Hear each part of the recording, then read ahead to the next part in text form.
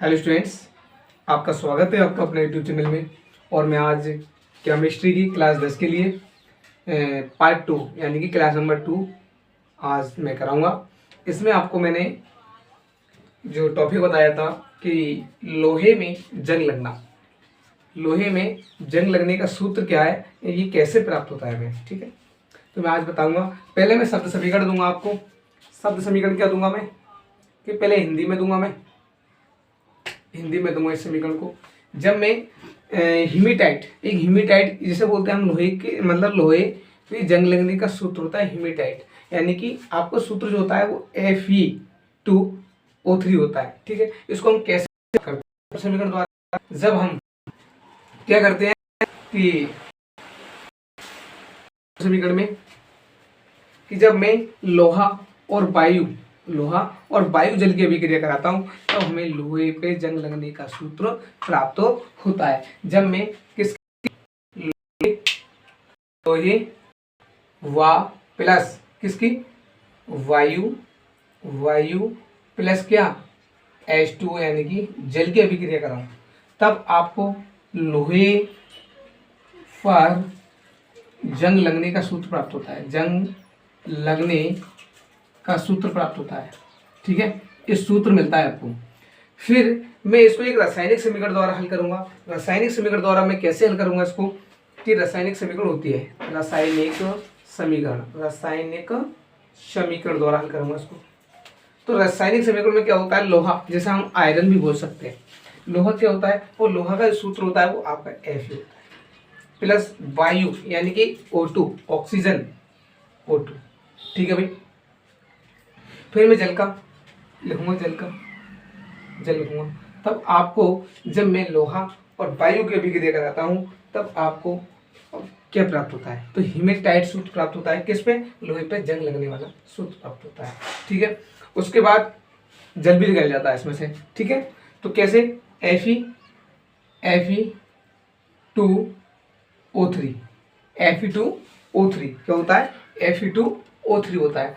फिर इसमें से क्या निकल जाएगा आपका H2O, क्या निकल जाएगा H2O, ठीक है। अब क्या होती है ऐसे रासायनिक अभिकरण मतलब समीकरणों में कि हमें संतुलित करना पड़ता है। संतुलित कैसे करना पड़ता है, अगर आपका Fe इधर कितनी है 1 तो इधर कितनी है 2। पहले हम ऐसे हल नहीं करेंगे, पहले O देखते हैं, O कितनी है इधर 2 और 1 3 O है आपके। O कितने हो गए इधर 3 O हो गए, ठीक है। उधर O कितने हैं 4 O है। O कितने उधर 4 O भाई, ठीक है।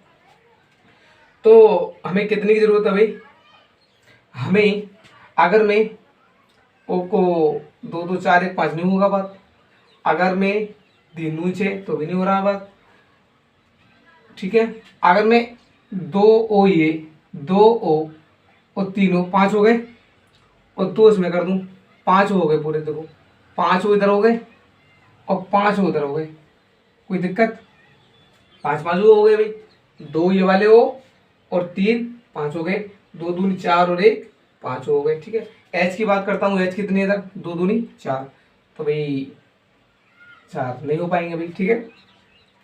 तो मैं क्या करूँगा, अगर मैं इसमें 2 से कर दूं तो 2 3 6 और 6 2 8 और 8 हो गए आपके, 2 दूनी 4 3 7 नहीं बननी है बात भाई, ठीक है। तो मैं यहाँ 3 से कर दूं, 3 दूनी 6 और 2 8 हो, ठीक है। तो O कितने हो गए 3 दूनी 6 और 2 8 हो गए आपके, और इधर कितने हो गए O 8 हो गए, ठीक है, ठीक है भाई।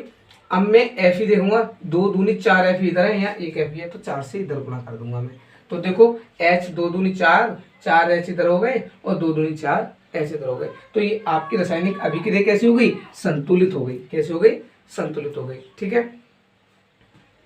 अब ये सूत्र किसका होता है, हीमेटाइट का सूत्र होता है, यानी कि जंग का सूत्र होता है, ठीक है।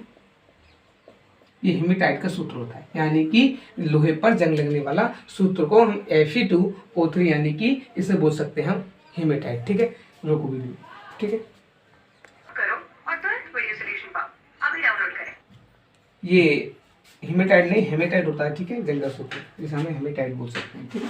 अब देखेंगे अगला टॉपिक क्या होगा आपका, अगला टॉपिक क्या होगा देखते हैं। अब मैं क्या करूँगा, इसमें अगला टॉपिक देखूंगा मैग्नीशियम यानी कि Mg, पीते का जलना होता है। क्या होता है? मैग्नीशियम पीते का जलना, मतलब पीते का जलना क्या होता है, ठीक है।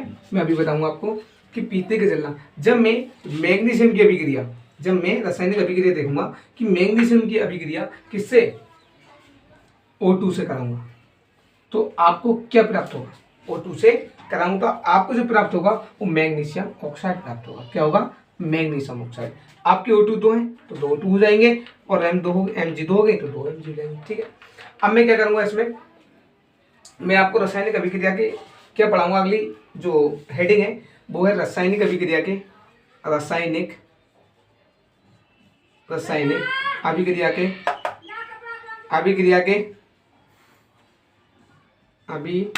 के प्रेक्षण देखेंगे। प्रेक्षण क्या देखेंगे हम? प्रेक्षण देखेंगे, ठीक। मैंने आपको क्या बताया? रासायनिक अभिक्रिया के प्रेक्षण बताए, ये इम्पोर्टेंट डाल सकते हैं इस पर, ठीक है। अच्छा, पूछा जाता है रासायनिक अभिक्रिया के प्रेक्षण क्या होते हैं। तो नंबर 1 जो प्रेक्षण होता है वो होता क्या है? नंबर 1 प्रेक्षण, इसमें लिखेंगे हम नंबर 1 प्रेक्षण अवस्था में परिवर्तन। अवस्था में परिवर्तन क्या होता है? परिवर्तन, ठीक है। अवस्था में परिवर्तन होता है। नंबर 2 प्रेक्षण क्या होता है आपका? नंबर 2 प्रेक्षण जो होता है वो होता है रंग में परिवर्तन। किसमें? रंग में परिवर्तन होता है। किसमें? रंग में परिवर्तन, ठीक है।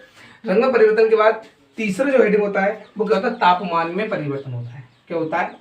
तापमान में परिवर्तन होता है, ठीक है। तापमान में परिवर्तन होता है, ठीक है। नंबर 4 होता है, नंबर 4 जो होता है वो गैसों का उत्पादन होता है। गैसों का उत्पादन, ये होता है आपके रासायनिक अभिक्रिया के प्रेक्षण।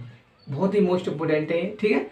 अवस्था में परिवर्तन नंबर 1, रंगों में परिवर्तन होता है, फिर तापमान में परिवर्तन होता है, और आपको जो होता है वो गैसों का उत्पादन होता है, ठीक है। कल के लिए हम जो पढ़ेंगे टॉपिक, यानी कि कल के लिए टॉपिक पढ़ेंगे वो क्या पढ़ेंगे हम? रासायनिक अभिक्रियाएं, यानी कि पढ़ ली हमने रासायनिक अभिक्रियाएं, अब पढ़ेंगे रासायनिक समीकरण। कल के लिए जो हेडिंग होगी आपकी वो रासायनिक क्या होगी? समीकरण होगी, रासायनिक समीकरण। ये कल के लिए आपको टॉपिक में पढ़ाएंगे, ठीक है। मिलते हैं अगले वीडियो में।